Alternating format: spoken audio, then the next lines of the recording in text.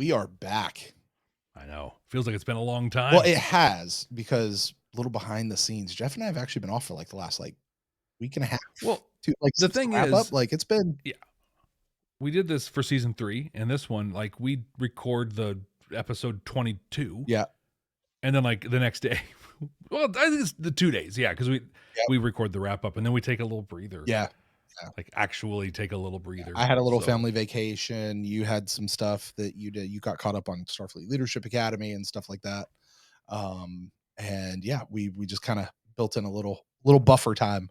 So it does. If it like we've been off of our normal like rotation, because like we didn't have the episode to watch and to get out and stuff like that until this week. Well, between that and some kind of sequence changes that we've made to the layout of the show, this might be a lot of fun for YouTube.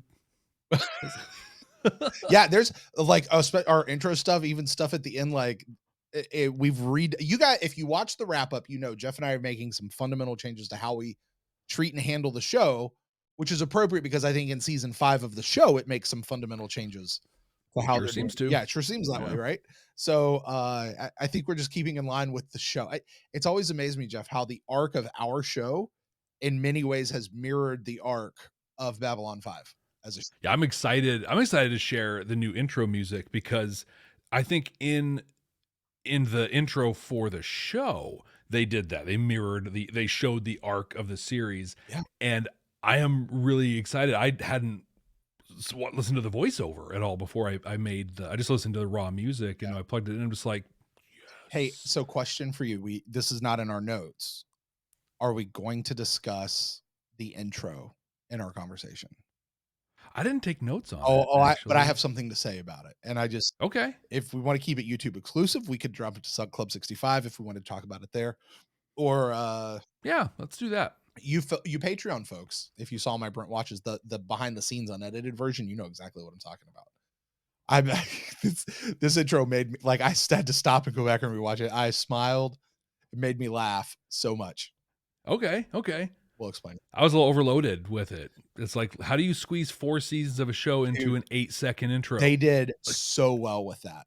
Yeah, so well. What I really wanted to do was I wanted to text you after I saw that intro, and I'm like, dude, we need to go back through all previous 88 episodes of or 92 episodes of our show and pull key lines of you and me talking. I was like, no way. Nope. It's not gonna happen. Nope. We do not have somebody we pay well enough to do that. Right.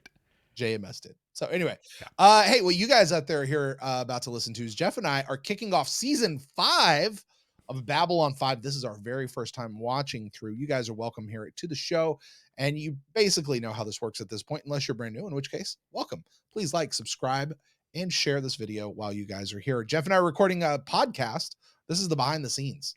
This is the real show. This is the show about the show. This is the fun show. You guys get all the outtakes, you get all the blurbs, and you get Jeff and I screwing up all these new things that we've got planned for 4 seasons. Things just sort of roll off the tongue, and we're changing up how we're saying it. So, and fun. You ready? Well, no, because I'm sorry, we can't get any further into this because this is the YouTube. All right, let's talk to the YouTube folks right now because the audio folks won't have any clue. Your shirt. It's my Army of Light uniform. Your shirt. Are you? Oh, you got a Ranger pin. There you go. And you got the Babylon 5. So I noticed this is gold. Are you? Is this an engineering operations staff? No, it's the gold stat bar. It's that's. Come on, man. We haven't even started yet. And sneak peek, YouTube. There's a change to the rule of 3 that had Brent done that. Could be fighting words. Could be. Oh, yeah, it would, wouldn't it? Yeah. Yeah, it would. Yeah, there's some changes we did not discuss during the season wrap-up. So there's some new stuff. You'll find out all about it. Jeff, let's hit that magic button. Let's listen to the brand new intro music for the very first time. I haven't heard it yet either. So I'm hearing it at the same time as you guys are. There's a story in the drops that I used in this. I just want to see if you can connect the story. It's less a story, more a joke. But see if you can track it. I'm excited to get to this because I have not heard this yet either. This is my first time watching. Here we go. At least I should have buffed him just once. Humans form communities. And from that diversity comes a strength.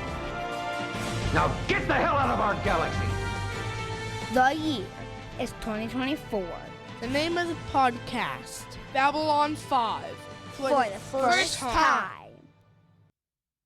Did you get the joke? I could have boffed him at least once. Humans form communities. Delenn said something, I forget what she said, and then you got, now get the hell out of our galaxy. Humans form communities, and that diversity is what makes us strong. Now get out! Yeah. That was good. Yeah, I like it. Well, it's fun. I got to tell you though, I'm a little sad not to have the I think you're about to go where everyone has gone before, or what's that deep space franchise? This station means something, but we're excising a little bit of the Star Trekkiness here, so I'm okay with it. And it was important to me we had some Ivanova, at least in the intro. You know what? I'm a fan of that. And listen, I could have boffed him at least once is hilarious. It's such a peak moment. We've talked about that in the last episode. I don't know that it works at the front of the episode and the very first thing people hear, but you know what? It's our show, so leave it and let's go with it. If somebody's listening to season 5 of Babylon 5 of a podcast thing, it's on brand. It's gonna work. They get it. They're gonna understand us at this point. And the show. Yeah. So, do you need to replay that, or do you however you want to do it, bud? All right.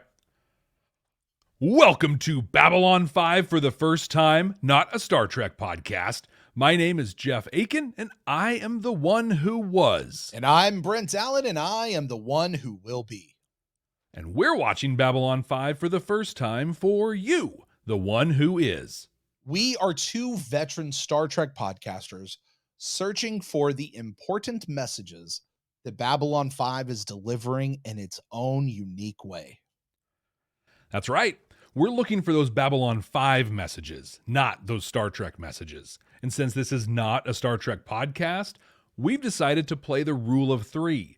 That limits us to 3 Star Trek references total per episode, not a piece, but 3 references total. That's it.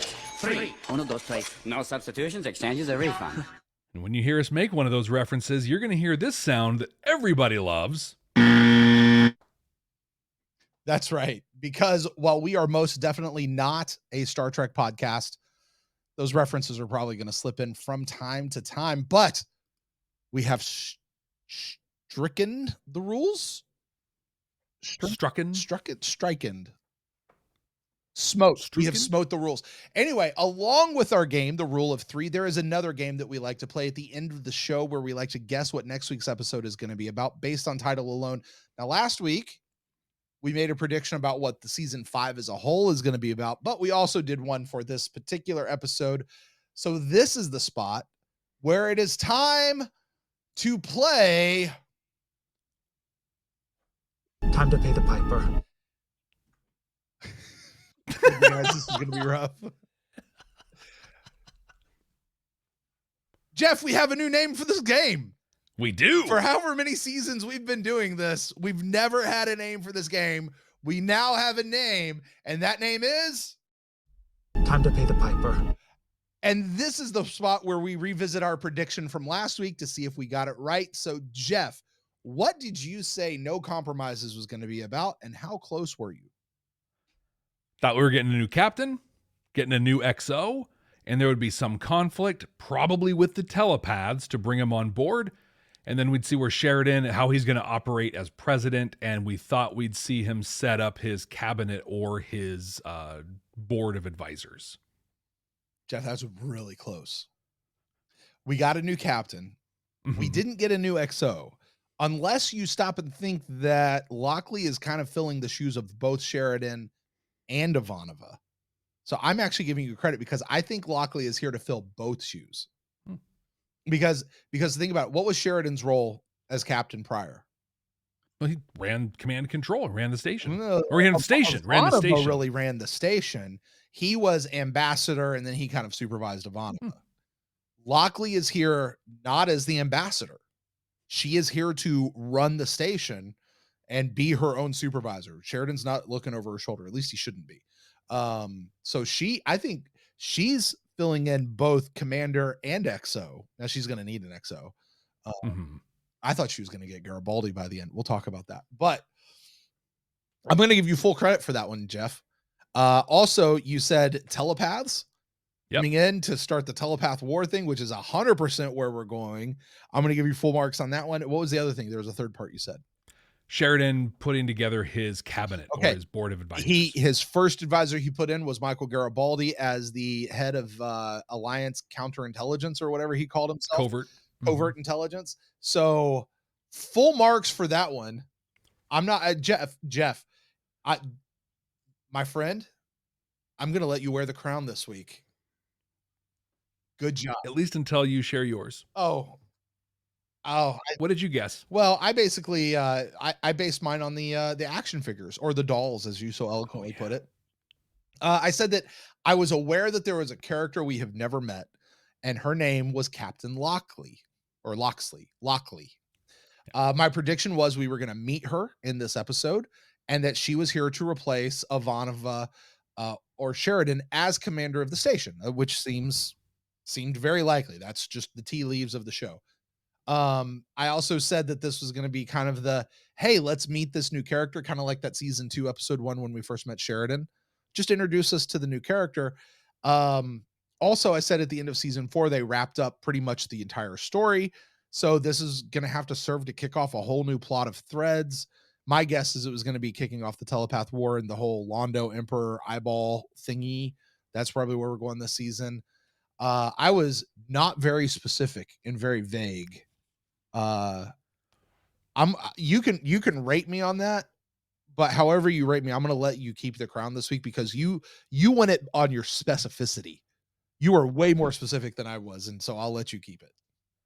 Well, you named like specific. You gave her name, but you did cheat a little bit because you had it on the action figure. Or not cheat. You leveraged your available resources. There you go. Not a spoiler. That, folks, that is not a spoiler because I had no context who she was. I knew we would meet her at some point. That's it.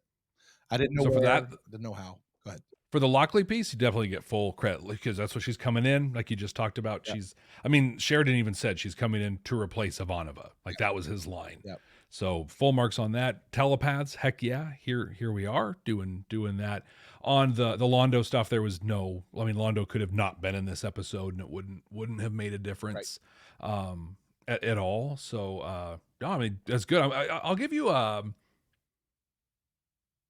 going to give you a 0.8. All right. On this one, that's good. All right. Jeff definitely wins this particular round.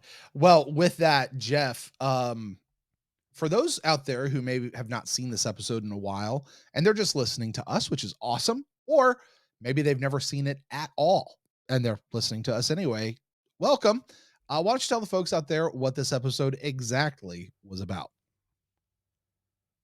Imagine, if you will, a newly elected president being sworn into office, but there's no oath to swear, no declaration of principles to speak to. Is that person a president at all? Or is the alliance they're leading still more of an idea and not yet fully realized? Well, we're not really going to examine either of those in this episode, at least not very much. Instead, we're going to meet our new captain. Earth Force Captain Elizabeth Lochley arrives on the station to the fanfare of one, Lieutenant David Corwin. As he leads her around, he brings all the viewers up to speed on the culmination of some important plot points from the last couple seasons, while she makes it crystal clear that she's a by-the-book soldier that believes in process and the effectiveness of chain of command, which honestly gets pretty sticky when she meets with President Sheridan. He explains that he asked for her specifically because she's far from a shoot first, ask questions later kind of a person. Also says he wanted an Earth Force officer to run operations to help repair the damage done to the reputation of the station back home. He also shares that the Interstellar Alliance is looking to buy the station from EarthGov. Wonder how eager they're going to be to sell that piece of real estate right now. They talk about and agree on a command structure. He's going to handle the political and alliance decisions while she handles everything else. It's a beautiful agreement that lasts all of about 29 minutes. More on that here later. Sheridan, who's splitting time living in his quarters and then in Delen's, enlists Jakar for his talent of crafting vivaciously vociferous vocalizations to write the Alliance's oath of office and declaration of principles. I'm sorry. I'm sorry. I'm sorry. You and I both have young kids. Did you pull that from Captain whatever his name is from Paw Patrol? No, I did not. That's no, Turbot, right? Like who does the alliteration, like did it Right. like these big huge words? Did you pull that from him? No, it's definitely inspired by. I'll say, yeah, Okay, definitely okay. inspired. I'll even take inspired by, because I was like, wow. Oh, all right. Garibaldi, who doesn't work here anymore but seems to be stepping all over Zach and telling everybody how to do their jobs, is helping with the planning as well. The station is bustling so much, they almost miss the commercial stasis bubble floating outside. While they pull it in, they find a dead ranger in it. Franklin does an autopsy, and Captain Lochley swings by. He offers her a cup of coffee, which she drinks and she really enjoys. She tells him as much, and he says, "I don't need you to tell me how good my coffee is. I'm the one who buys it. I know how good it is. But what's on my mind at this moment isn't the coffee in my kitchen. It's the dead ranger in my med lab. Now let me ask you a question, Elizabeth. When you drove in here, did you notice a sign out front that said Dead Ranger Storage? Yeah, you did not, because storing dead rangers ain't my business." Actually, all he said was that the person that killed this Anlashok was a stone cold perfect killer. And it turns out that dude is on the station and is looking to take out Sheridan. He's not the only new one on the station, though. Byron, and it's just Byron, asks if he and a group of rogue telepaths can start a colony on the station. He's quite powerful, and others have great gifts as well. They offer to earn their keep and not just freeload. If any of this is sounding familiar to you, just swap out telepath and Catholic, and we've got Brother Theo and crew again. Except the crew with Brother Theo helped find a guy that was blowing up parts of the station, so they immediately were able to show their value. Oh, wait. No, these telepaths also found the guy that was looking to kill Sheridan. Wow. Almost no similarities there at all. Well, this killer, he was good. He had a great plan, and he would have gotten away with it too if it weren't for you darn pesky telepath kids. But dude does not give up easily. He will make Sheridan pay for taking out Clark and ruining everything. In one of the coolest scenes in the series so far, he steals a Starfury and plops himself right outside the window where Sheridan is about to get sworn in. Garibaldi also steals a Starfury and comes to the rescue. The day is saved. Garibaldi, on top of trying to run the show, makes the decision to work with Sheridan again. He's been named the head of the Covert Intelligence Division for the Alliance. In his first mission, learn more about Lochley. He asks her the question that Sheridan very openly refused to ask her. Which side were you on in the Earth Civil War? To which she answers, the side of Earth. It's probably not the last we're going to hear on this topic. 2 points to close out the episode.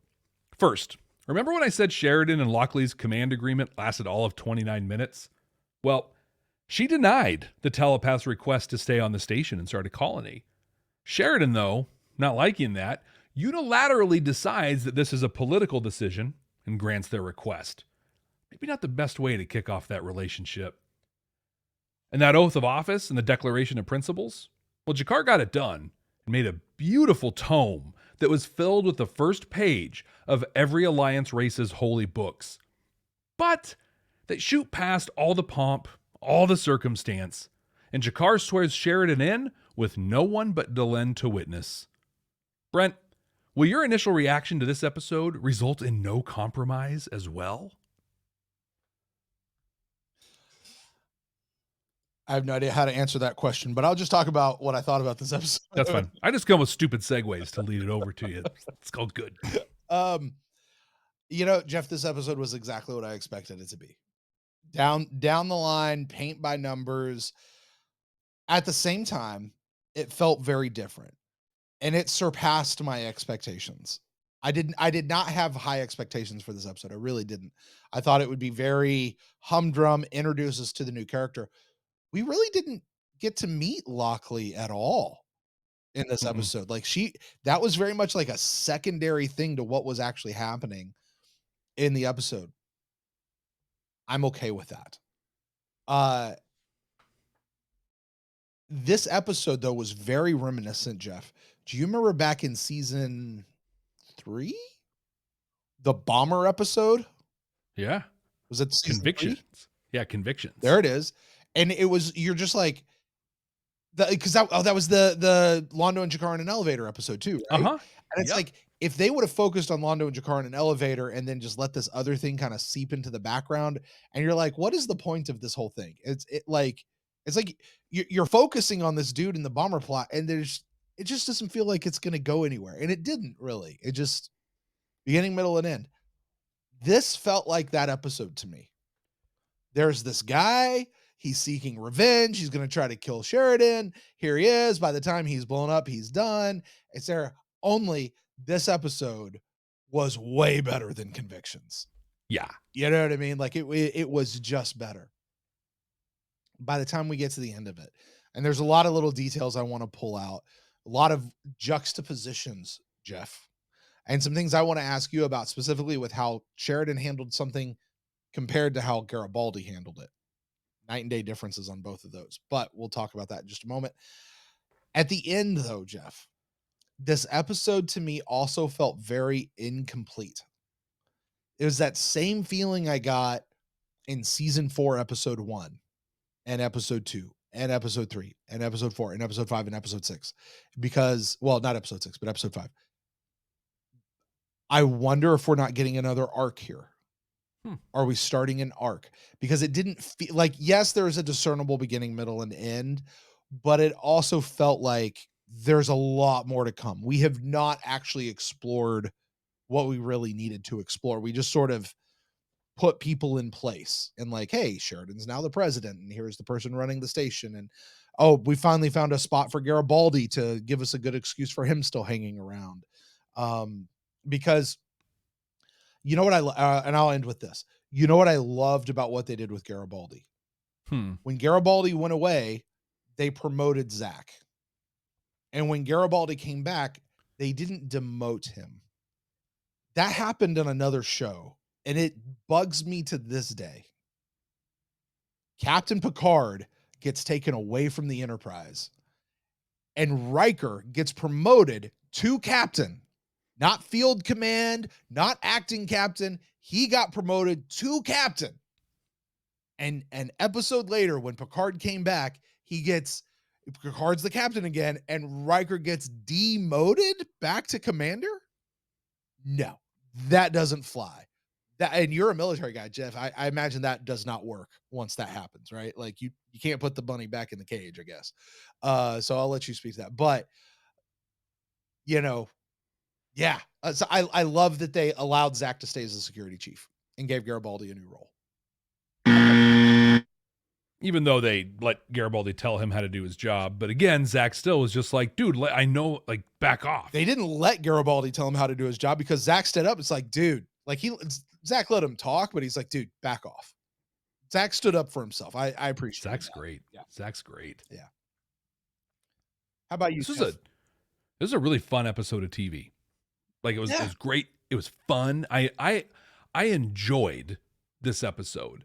Like at one point, like I literally was just like, because you knew some stuff was coming. This didn't have shocks or surprises in it necessarily. It's Babylon 5 season openers aren't huge. Go like they kind of like they reset the game board, in a way, and that's what this was doing. Did it really well. But there was like the point that I just yes, as soon as that Starfury came up. You knew it was coming, but it didn't. I'm like, this is awesome. But that was also probably a point they wouldn't have wanted people to cheer. Oh, they're going to kill the president, but what a cool way to do it. Right. But I think you made this point also, but I drilled down a little more. Like there were I think a thing Babylon 5 also does is it has an idea for a story or a mechanism or something like that it tries. Mm-hmm. and then it goes, hey, we're better at these things now. I want to try it again. We got that with Believers into Confessions and Lamentations, right? Just the whole medical thing. We all hated that episode, but also loved it for what it was. We got that, and people won't agree with me here, but we got that in Comes the Inquisitor and Intersections in Real Time. Like, did it really poorly one time, and then did it in a masterpiece kind of a way later on. I think they did that with plot points here. Byron and brother Theo, the connection there. That's the other convictions piece, and coming on board, we're going to provide value, do these things. We have a new station captain coming on as a callback to Matters of Honor. We have someone planning on assassinating a world leader in the banquet hall, which is right out of the Coming of Shadows, with Jakar and Emperor Turhan, and then trying to kill a president on the station, which was Survivors. And on top of that, Brent, they killed a kid. What is wrong with JMS and killing kids? Now, I know people are like, he was a teenager. He was a kid. He's a kid. He was special. He was special. And they killed him. But what I'm hoping is that this is basically season 1, episode 1 for TNT, right? They have to reestablish a lot of stuff. They know they've got new viewers tuning in. That's right. So we're going to grab you by the hand. We're going to help ease you into this world a little bit. And starting next week, we're going to kind of pick things up again and pick up some of those plot points and run. I forgot that we were on a new network. Do things look a little shinier? Like, did they get a bigger budget moving over to TNT? I don't know. I would say the lighting on the station seems brighter. Yeah, shinier, brighter. Yeah. Not dramatically. Season 1 to season 2 was a dramatic change in production values. This one wasn't dramatic, but it has a professional sheen. More so than what it had before. Yeah. Because I was even noticing like the CGI with the station and stuff outside, like the station looked really good. Like, do you remember, Jeff, gosh, has it been over a year now, when we first got those pictures of the new animated Babylon 5? Yeah. Station. And I was like, it didn't look animated, but it looked, remember when we saw there's like, wow, that's beautiful. Like, that's really good. It looked really good. I was like, it just, I don't know. Like, it just felt different. Like the difference between they started shooting everything in high def in this episode. Yeah. Or something. I don't know. I can't put my finger on it. I don't know what it is. But definitely a step up production wise. It looked and felt good. So I was surprised. I was shocked in this episode. I was surprised that Corwin was still there.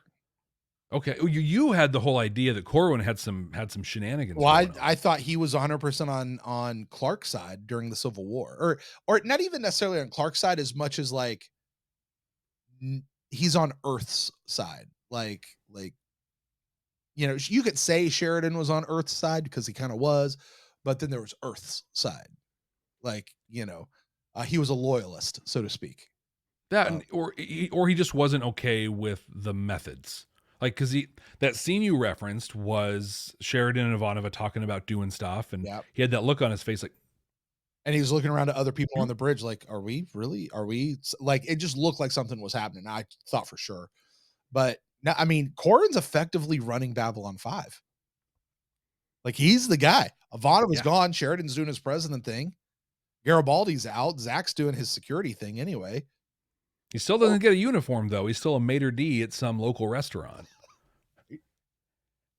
Awful looking thing. But I liked, though, I found some really interesting things that, he did a great job bringing her on board, and trying to like, hey, I'm just trying to ease your transition as much as possible or whatever.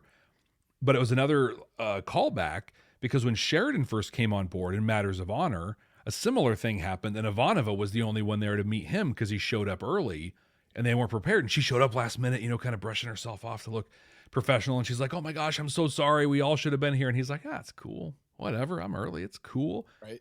She rolls up and she's like, dude, where's my reception? Right. Where's the band?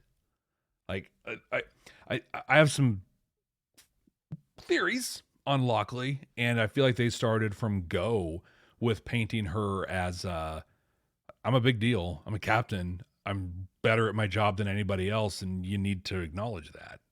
I didn't get that feeling from her at all. Really? I got I'm a captain.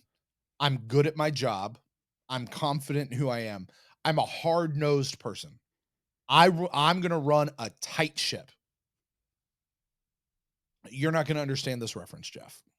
But to my Stargate fans out there, specifically Stargate Atlantis Season 5, a character named Woolsey comes in. And you're going to love Woolsey when you meet him, Jeff. Yeah. And he's going to be very familiar to you. But a character named Woolsey comes in, and he takes over command of what they're doing with Stargate Atlantis. So like there's the group that goes out and does a little soldiering thing, and then there's command. He takes over command. And he introduces he's not a bad guy, but he brings a different set of priorities and values to the organization, and it introduces that dramatic conflict into the station that honestly didn't exist before. And it made for some of the best episodes of the whole series. And I feel like that's Lochley. She reminded me of Jellicoe. She reminded me of what was it? Shelby, when Shelby came in, both again TNG references. Is that one or two? I don't know if you're gonna count that. I'm gonna count all as one Okay. because we'll only have one more left after this. Well, oh my gosh. You better get yours in, Jeff, because I'm stealing them all as they come up. But it reminded me of that, like she's good. She does what she does. She's really good, but she does it she's by the book. She's down the line. And she does it that way because it works. When Sheridan came on board, there was a point where Ivanova and Garibaldi were talking about, I forget the episode exactly that it was in, but because they were at Earhart's, and they, like, Garibaldi said he went and looked in his file, and then she's like, you can't look in his file. And he's like, well, I like to know the people that I'm working with. But they talked about how, he runs a tight ship. He's very efficient as a captain. He wants to put these things into place, and, talked about those things. But at no point did he come on board and be like, oh my God, you ragtag, just, Skid Row looking whatevers. This is awful. Those were like the 6th and 7th words out of Lochley's mouth. Were just like, yeah, I've read the reports. This place is a dump.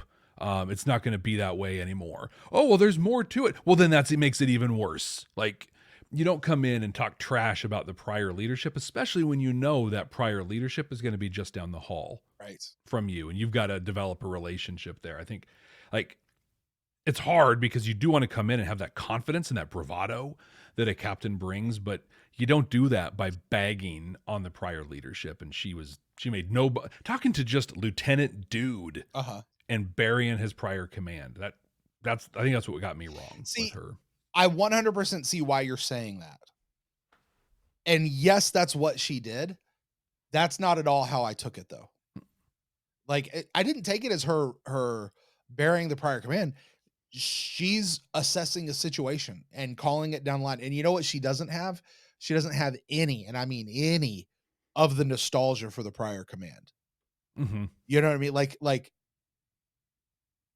to her, it either works or it doesn't work. And it's that black and white for her. There is no, like, got to be worrying about people's feelings. She's just not there yet.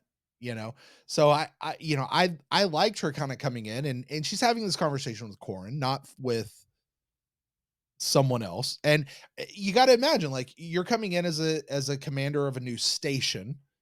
You expect more than just your lieutenant to come and meet you and walk you through the station. Your first response is like, wow, well, how is this place actually being ran?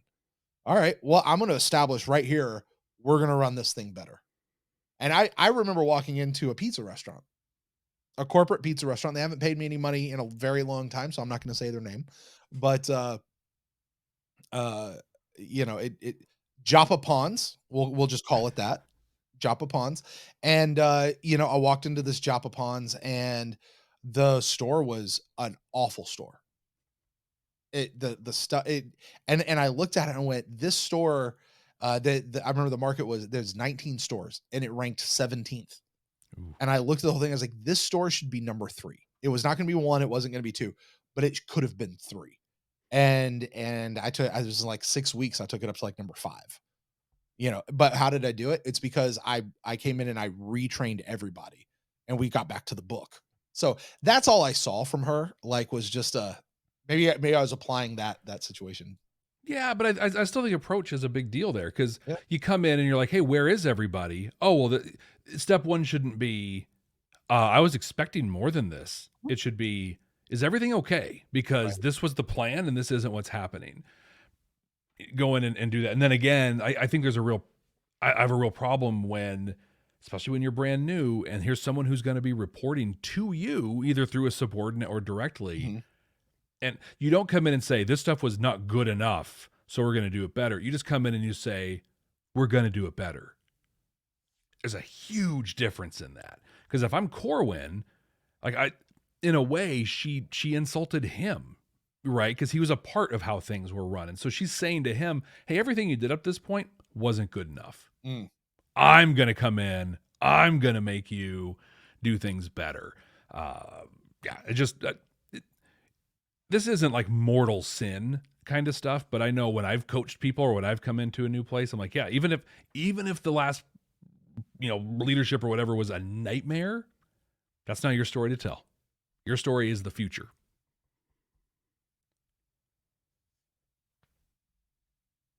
But that said, I do have to say, Tracy Scroggins, who plays Lochley, Yep. Man, she's got, like, I bought her 100% as a captain. Sure. And that she's been doing this for a while. Yeah. Yeah.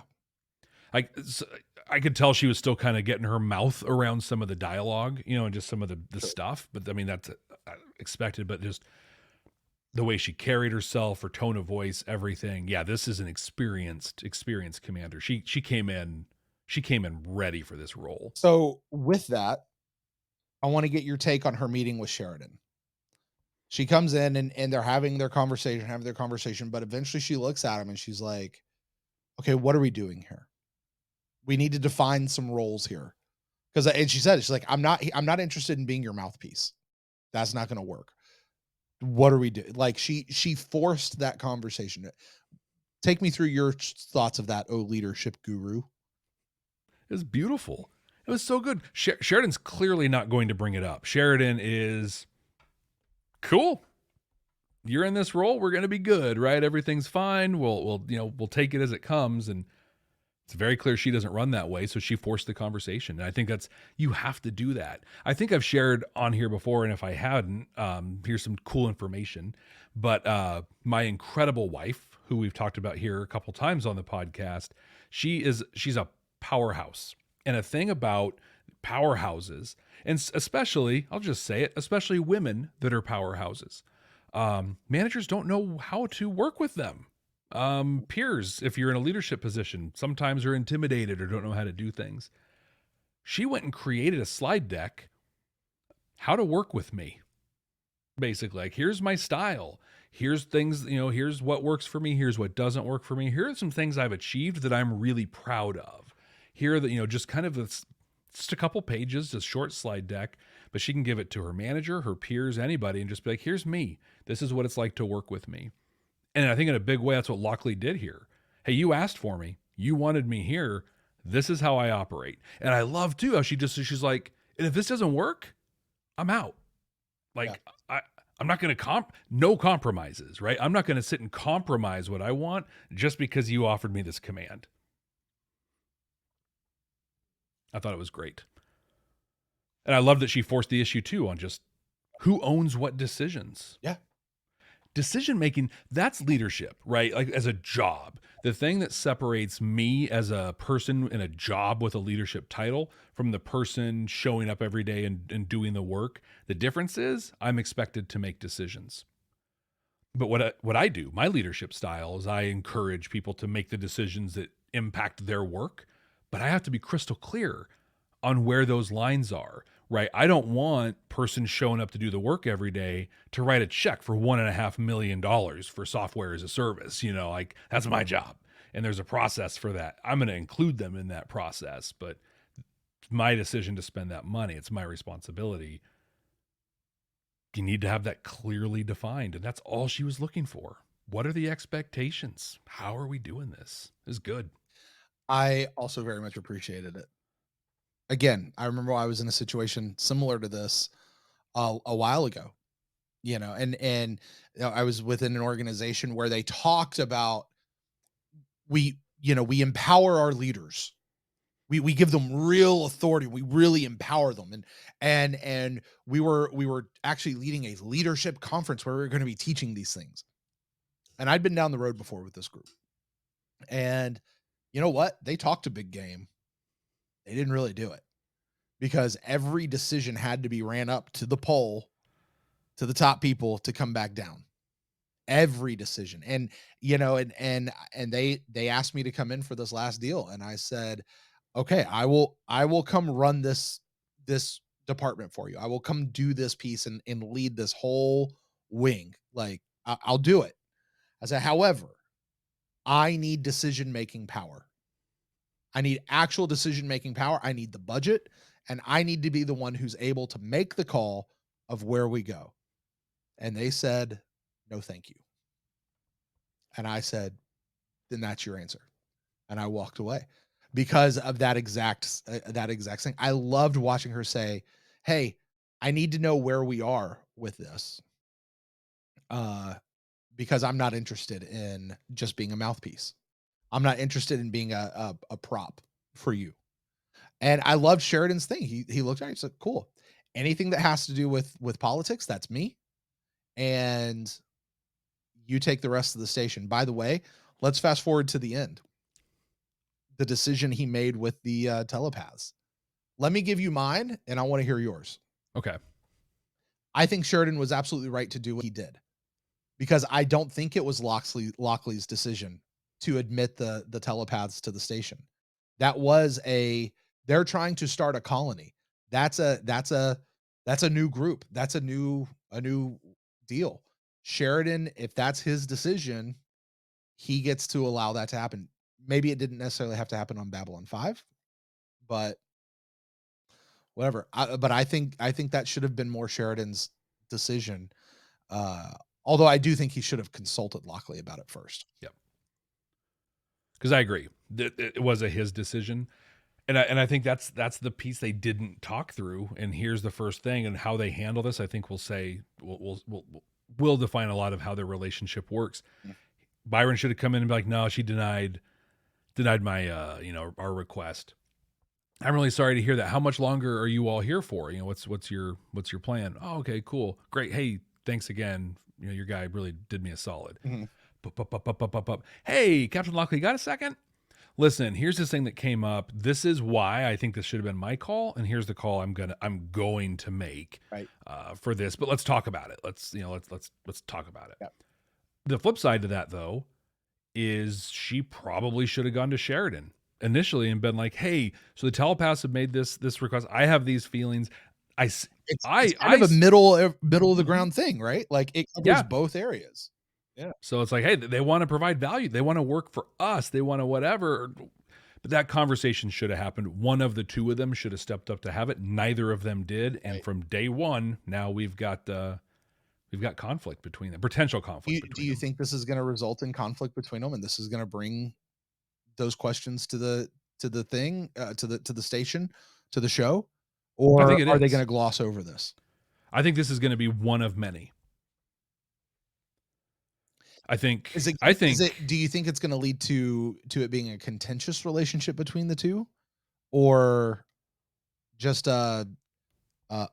I could pull the third reference, but I'm not going to. Or just hey, we just have two differences of opinion, and we're working through it. So I think it's going to be part of a bigger story with them. Okay. Because I don't know if we want to go to the what side she was on yet conversation yet. If it affects it, yeah, let's do it. Go there. So what side do you think she was on in the war? She was on Earth's side. Yeah, she was. As I said earlier, though, Earth really means President Clark's side. She was a loyalist, and it's not even President Clark. She was a loyalist. She signed up for the military. This is what her commanders told her to do.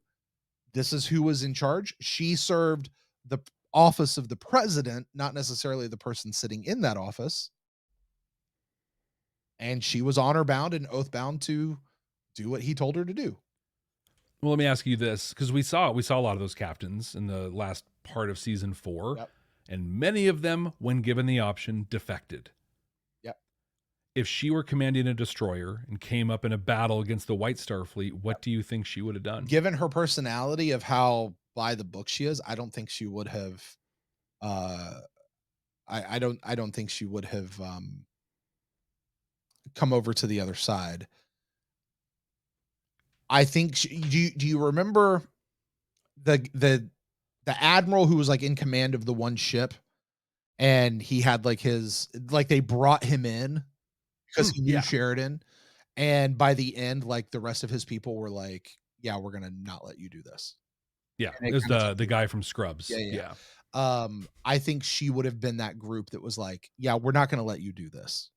Like we'll follow you, we'll do this until this goes over, because I don't think she would have been interested in killing her own people, but I think she would have done what she needed to do to get the job done. She would not have been, they're just the enemy, they're faceless, nameless, destroy them at all costs. I don't think she would have been that way, but I think she would have been, if you engage, I'm going to shoot back, but we're going to do what we need to do here. Because I think that's going to be the conflict with them. Yeah. That will be underlining things, because I appreciate Sheridan coming from the place of, I don't care what side you're on. Yeah. I'm in to the other point where Lochley's taking the time to point out the flaws in the current run versus he's not. He's just like, we're worried about the future. I'm not going to dwell on that. We're moving forward. Yeah. I love that about what he did. It's gonna these things that come up though, I think are gonna feed that conflict where she is, in my opinion, she was gonna be a loyalist. I like that term for it. Yeah. Where she was a loyalist and whatever. I also go a step further, jumping our plots here a little bit. I think she was in on the assassination attempt of Sheridan. So in the scene, they've gotten that really corny text message and then the voicemail that came through, and they're trying to figure out who it is. And they have that meeting where Garibaldi and everybody, even Londo, is like, you got to cancel. You got to reschedule this inauguration. You can't do it, or we have to have security so far out the wazoo that we're strip searching everybody. Like, those are your choices. And Sheridan's like, no, like, we're not going to do that. We can't live in fear the whole time. And they're arguing back and forth. And then there's a pause. And then Lochley says, I agree with Captain Sheridan. And then there's this big music sting. Bum, bum, bum. And this dark music starts playing as she explains that she agrees. And I'm like, she agrees because she wants the assassination to continue. She served with Dude. She was a loyalist. And I think that she was a part of this whole thing. Oh. And there's going to be a coming out. They're going to have to like. So is she bad? Are you saying she's actually legitimately a bad character, like an evil character? I think she's going, yes. I think right now, episode 1, she's an evil character. I think that her arc over season 5, the first half of season 5 is my actual guess, is going to be her coming to be like, dude, these people are great. And I was wrong. And I'm going to grow and I'm going to change. And I'm going to see things different. Like, she's going to have a really cool character growth arc. But I think it's going to start off with her being, she's a villain. Jeff, I got to tell you what. First, I think you're 100% wrong on that. I think you are dead wrong. Second, I hope you are 1,000% right. Because so I awesome. would love to see that story. The fact that I had noticed she didn't ask which side I was on. He's like, you're right, I didn't. And he walked away. Garibaldi knew enough to ask. But Sheridan was like, I don't care. And I get what Sheridan's going for. Like, Sheridan's a politician. Like, look, we're all united again. We're back together. It doesn't matter. That was then. This is now. I hope that that's who she is. And she's like going to wind up having to save him instead of kill him or whatever. Like, Jeff, I hope that's what it is. She wasn't even at the inauguration. She wasn't there. You know why she wasn't there? Because there was going to be some shooting, and she didn't want to be around for it. Jeff, I think you're way reading too much into all of that. I think you're wrong. I think she just understood it from Sheridan. She thinks like a captain, and Sheridan's still thinking like a captain. And I think she was right. Like, you don't postpone this for that. Mm-hmm. We've got to move through it because he's always going to have assassination attempts going on with his life. Like, he just is. I think I would agree if they didn't have the music sting and if she had been at the inauguration. But the music sting to me was just like, wow, that was, and it's not just like there's some soundtrack here. It's bum bum bum, like it's dark, heavy stuff. I hope you're right. I think you're wrong, but I hope you're right. So can I change topics on you all the way around? Yeah, let's do it. The game ambassador. I don't know if we've really ever heard the game talk, if beyond a single line here and there. I don't know that we've ever really heard them say, but we heard a full conversation between her and Delenn.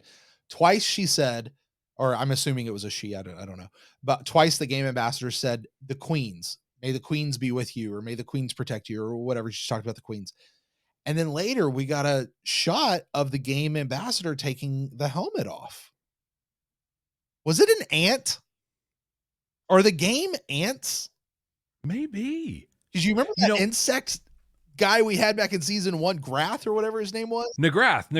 Yeah, I actually, the first time I watched it, that's what I was just like, is that, oh no, Nagrath had like fly eyes with the stuff on him. Yeah. These are smooth eyes, but totally had the hand mouth thing going on, and like a lot, maybe they are ants. That would, because they even said they're hive, like someone mentioned, with their hive and they're this, and yeah, maybe they are ants. I'm just saying, they kind of, you got the game ants, you got the whatever Nagrath flies. Like, and I'm not saying they have to be exactly ants, but like of that sort of vibe, They got to wear an exoskeleton, Yeah. sort of a thing. And yeah, no, that kind of makes sense. I like that. Just the game. They kind of reminded me of ants. That's all I'm saying. And it would make that whole idea of queens, the hive and all that sort of stuff. Like, it just makes that make more sense. Mm-hmm. Another thing I noticed in this one, something that we have not seen yet to date in Babylon 5, and it has bugged me all the time. It's the same thing that bugs me about other shows that have open communicators, that everyone can just hear what you're saying. Zach had an earpiece to have a private conversation about the dude who, by the way, was right over his shoulder. Like, finally. And when did he get an earpiece that looked straight out of 1997? Totally. Yeah. But it is. It's why isn't this a normal thing? Why? Right? Here's the other thing. So Garibaldi, how does he still have an office on Babylon 5 with full access to the computer to do all that research he was doing? Full access to all the security records, access to a Starfury. Yeah. He can just go in. And here's the other thing too. Did you notice the Daffy Duck on his Starfury? Oh no. It's his Starfury. Yeah.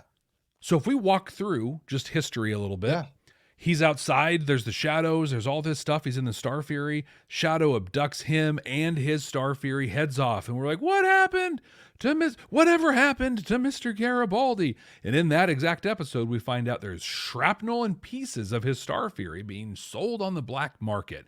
So it was blowed up. His ship was blowed up. Then he would come back, and he quits his job. Right. But then he has his own Starfury, which he can just waltz in without a spacesuit on or a job or anything, and just fly his Starfury. He doesn't need a pilot outfit on for any kind of whatever. Yeah. I appreciate that he called that out. Wow, if anything happens to this cockpit, I'm toast. But still, like, two dudes just waltzed in and took Starfuries. What's happening here? And all that with Garibaldi sitting in the security office. How did two guys walk into that area and just steal the keys to the Starfuries and go?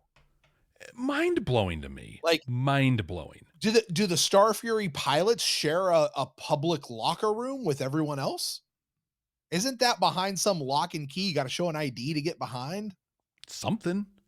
Like, you got to authorize, like, open the Starfury bays. There's a whole launch sequence that we love watching, but it involves CNC, multiple people. Doesn't somebody up in the control thing have to hit the button to make them go? Right? Yeah. I mean, as I was watching and as I think about it, it's like, this is so ridiculous. But honestly, Brent, it is all forgiven in that moment, that scene where they're in the rotunda and the windows are, and that Starfury just comes up and you're like, yes, this is awesome. Right. Right. Which also was very reminiscent of something else that I'm not going to reference right now. Anyway.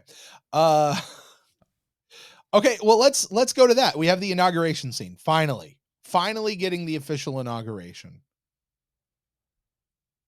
Sheridan goes to G'Kar, asks G'Kar to become Thomas Jefferson.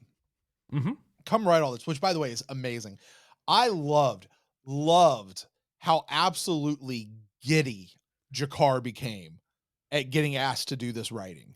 Like, yes, I will do this. And Sheridan was right. It's like, you have waxed so eloquently in the ambassador council chambers from time to time. You're going to be the man to write this. Like, I was like, right on, Sheridan. To where he uses, he gets all the way to the end. He's so frustrated that he's like, here, put your hand on this thing. Are you going to be the president? Okay, cool. You're done. Like, what was it? Spaceballs, Jeff, that, you had the guy trying to marry the people throughout the course of the movie. And he's like, fine. Do you? Okay, great. You're married. Go on. Yep. It was good. No, the whole thing with G'Kar was so good. I thought it was, like, from a meta standpoint, kind of funny, where JMS is writing all of this dialogue. Right. So JMS basically sat down and he wrote, hey, G'Kar, remember those words I put in your mouth in other seasons? Yeah, those were great. Those were really good, weren't they? It's like, yeah, that little self-congratulatory there, but he's not wrong. Was G'Kar's makeup different? No. Like, he just looked lighter? I don't know. I think that's a part of what we were saying about the whole station, everything. Yeah. The station looks brighter.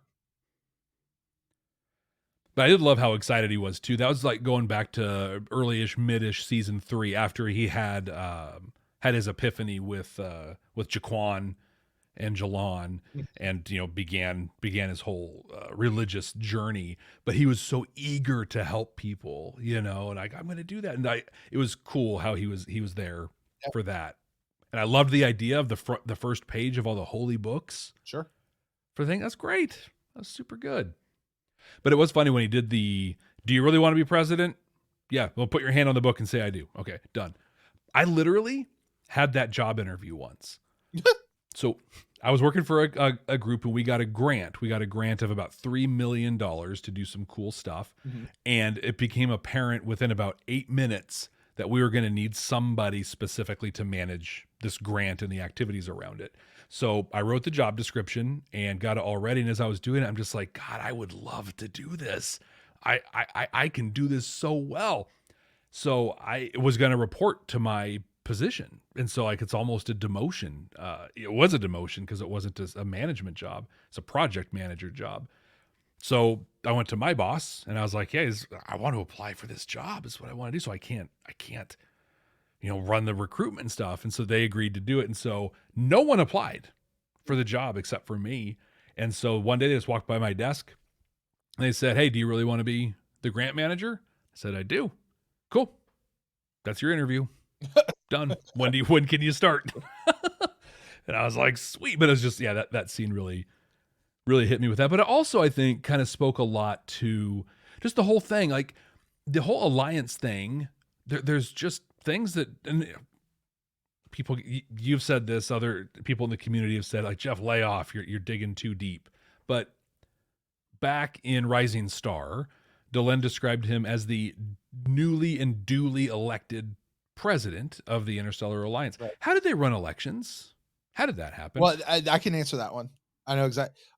They got together in the council chamber, and everybody's like, is this what we want to do? Everybody vote. Okay. As president is going to be Sheridan, because of course it's going to be Sheridan. Everybody good? All right, cool. That's the election. Like the original elections of the United States of America consisted of like 20 people. Yeah, like in a the room. whole country, it was like 20 people. So we got that piece. There's no oath. There's no anything. There's no structure. Got to create it. Which is fine, but you create those things. I don't know. It's just as a structure guy, a process guy, those things should be in place. That stuff should be happening. But all of that said, I think it says a lot about the ceremony that we place among these things. You know, like we have to do this. We have to have these things happen.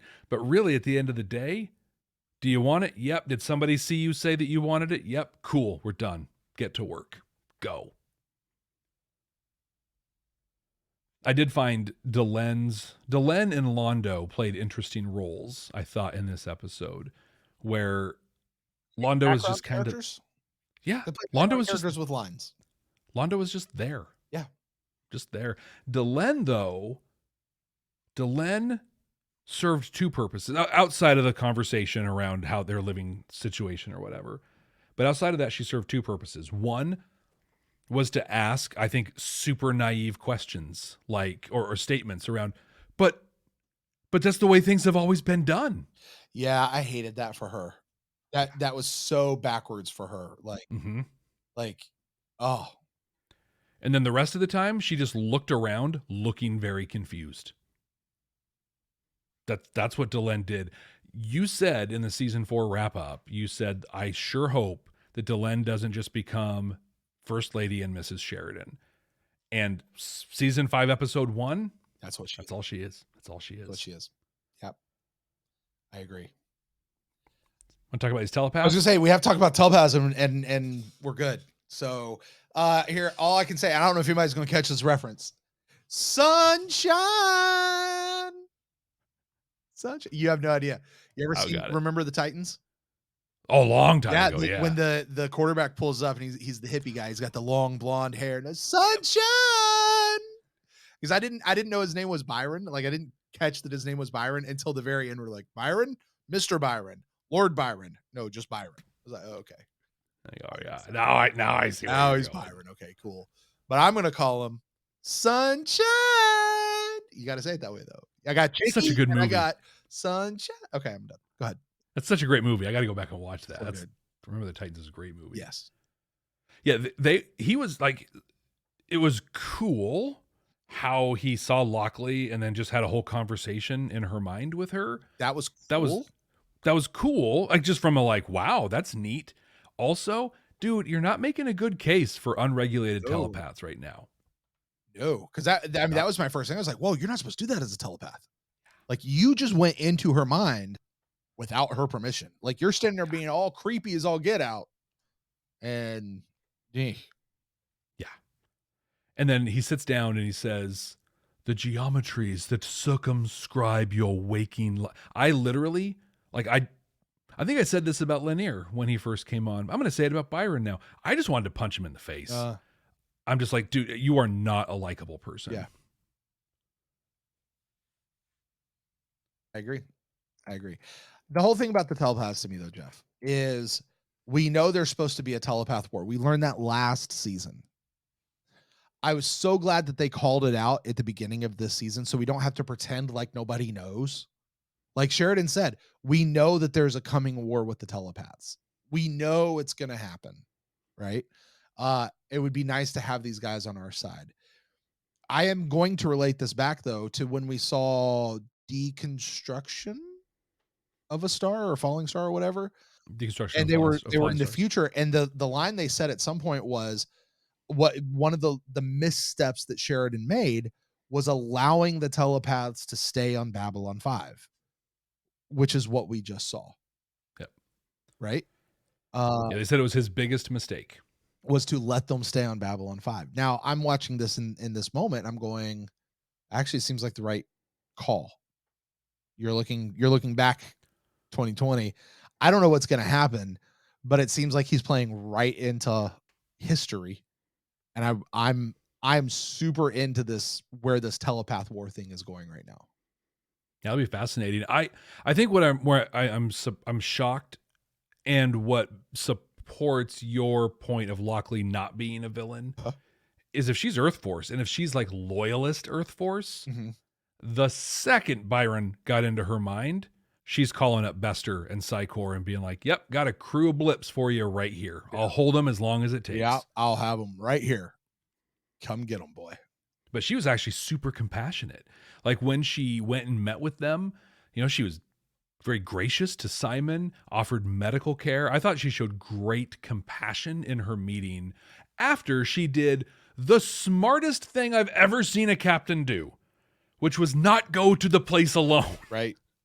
Like Sinclair, Sheridan, they would have gone alone. Absolutely. Well, you said you could have done, so we got to come alone. And she's like, no, I don't. No. Yeah. I have guns. We're good. Like, I saw what you did. I'm not coming. The idea though that the other guy is just a dude who happens to be a telepath. He's not a military guy. Like, because he could have seen that coming. You know. But yeah, no, I had a note. I loved that as well. I really did. Yeah.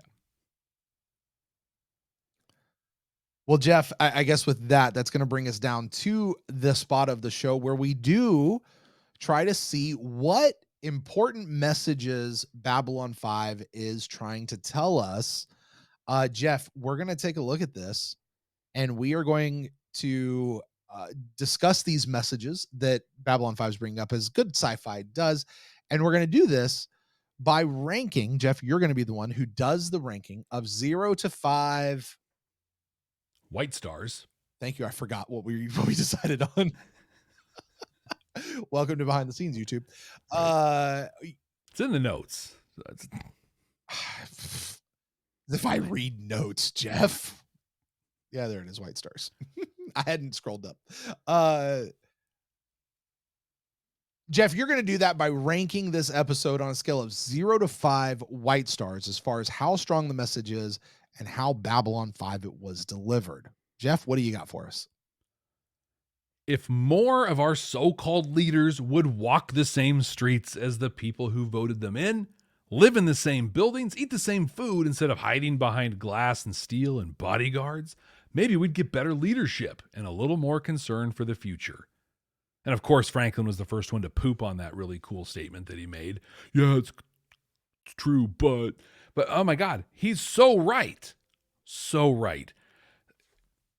I've talked before about, because I think a conversation that we had actually on our Discord, which you can access our Discord through our Patreon, patreon.com/Babylon5 first, the number 5, the word first.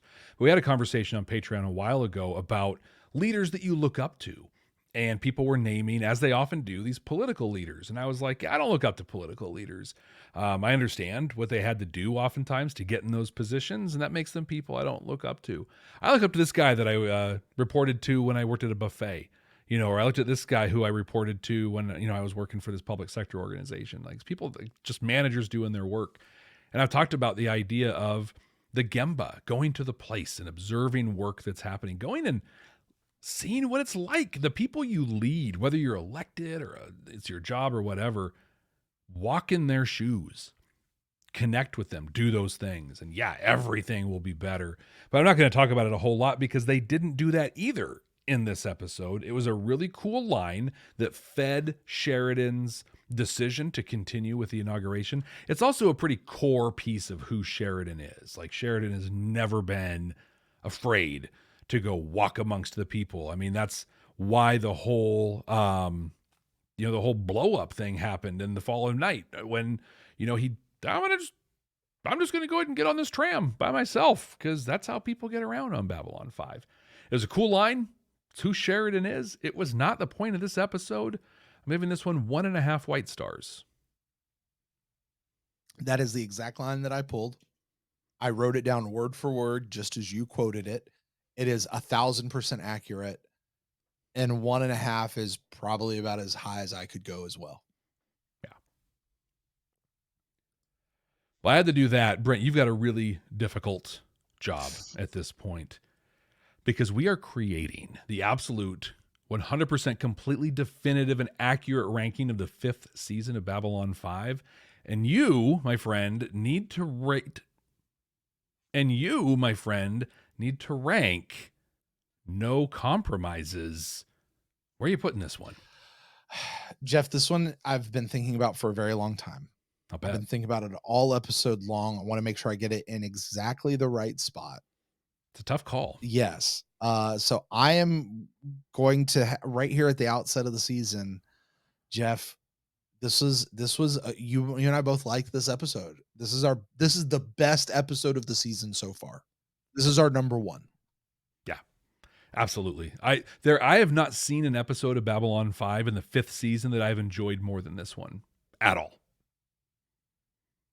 I can say this, Jeff. Is this true?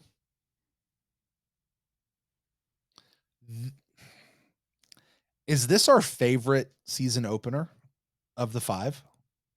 No. Season 4's. Hour of the Wolf. Yeah. Hands down for me. Yep. You're right.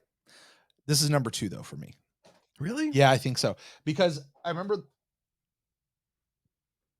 Sorry, my dog is doing something right here behind me. Hold on. What are you doing?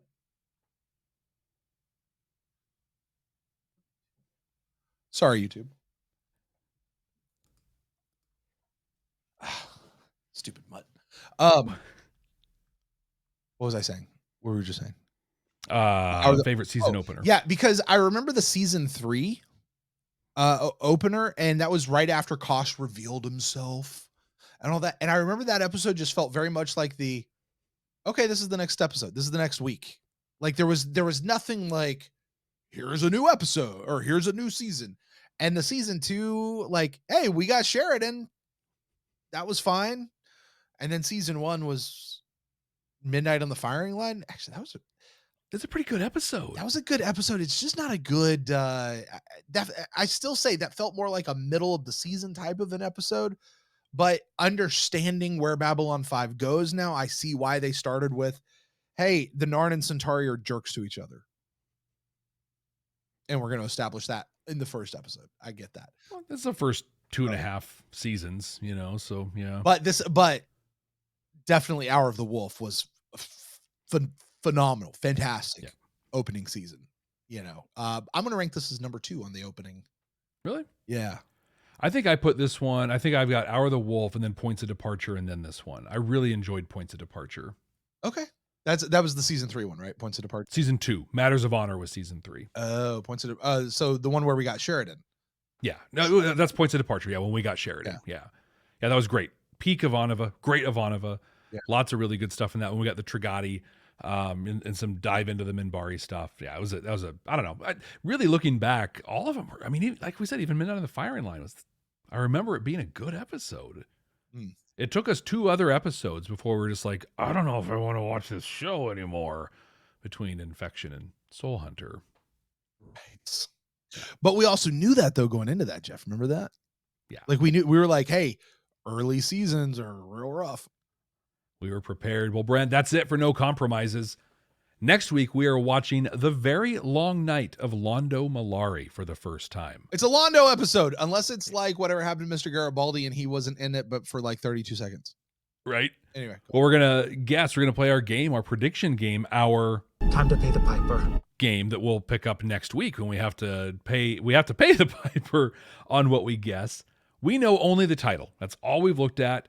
Nothing else, and we like to guess what the next episode is going to be about based on that. Brent, what do you think The Very Long Night of Londo Mollari is going to be about? I got it, and this one's 100% accurate. I'm taking my crown back next week, Jeff. Calling it. Here's what it is. You ready? We were told at the end of last season that Londo was going to become the emperor in the early part of next year. It is the early part of next year. This is the episode where Londo returns to Centauri Prime. I don't know that he fully assumed, like, I don't know that he's coronated or whatever as emperor, but he's taking on those duties. And it's like his first night, like kind of on the job, right? Maybe he does become full emperor, whatever. But all he wants to do is go to sleep. But he keeps getting interrupted over the course of the night with state business or personal business. And this is the job of the emperor. Like this is, it's politics. This is what we're doing. And it is the very long night of Londo Mollari. And he's going to have to really have a self-examination of what he thinks about being the emperor. What do you think, Jeff? almost exactly the same thing, right? He's going to go to Centauri Prime. He's going to be named Emperor. Like you said, they told us that was going to happen. Right. I think, though, it's not going to be so much him getting used to that rhythm and the responsibility and having the, just, I just want to get some sleep. Yeah. I think what's going to happen is this is his first time back on the home world since the whole Shadow Vorlon thing happened, when the shadows were on the planet and the Vorlons were going to come blow Centauri Prime away. And so I think this is going to be more of a deep dive into his trauma, and he's going to have a long night tormented by nightmares, right, of the shadows of Cartagia and just that time, his last time on Centauri Prime. And I guess we'll find out next week. Thank you, everybody, for joining us. Don't forget to subscribe wherever you are watching or listening. Leave us a rating and a review, and please share this podcast. Share it with somebody who loves Babylon 5 or is just about ready to fall in love with this incredible series. So until next time. Hey, Jeff. Yeah, man, what's up? We never actually decided how we were going to end episodes for season 5. Yeah, you're right. What, do you have something in mind, or does that mean we have to keep going? No, man, it's time to get the hell out of here. Initiating getting the hell out of here maneuver.